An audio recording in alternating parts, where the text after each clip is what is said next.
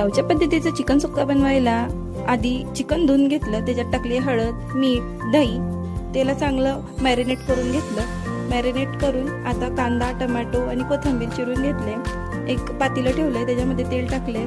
तेल चांगलं गरम झालं की त्याचं हिरवं वाटण टाकायचं। हिरवं वाटण टाकल्यावर कांदा टाकायचा। कांदा टाकून चांगला परतून घ्यायचं। थोडंसं मीठ टाकायचे। मीठ टाकल्यानंतर थोडं टोमॅटो टाकलं की चांगलं परतून घेतलं।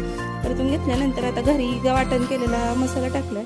मसाला टाकल्यानंतर त्याच्यामध्ये चांगलं परतून घेतल्यानंतर आपला घरचा मसाला टाकलाय। घरचा मसाला म्हणजे घरगुती केलेला मसाला आहे हा मसाला टाकल्यानंतर पाटणला बघा कसं छान दिसतंय, दिसायला पण किती मस्त वाटतंय ना। त्याच्यामध्ये तर चिकन टाकलं। चिकन चांगलं परतून घेतलं। परतून घेतल्यानंतर त्याच्यात टाकलं थोडंसं मीठ, चवीपुरतं मीठ टाकल्यानंतर चिकनवरती टाकून पाणी ठेवल्यानंतर त्याच्यात बघा किती चांगलं त्याला पाणी आणि तेल सुटलंय। बिना पाणी टाकता सुद्धा ते चिकनला आपल्या पाणी सुटले, किती छान दिसते दिसायला पण, आणि खायला तर एक नंबर टेस्टी झालं एकदम।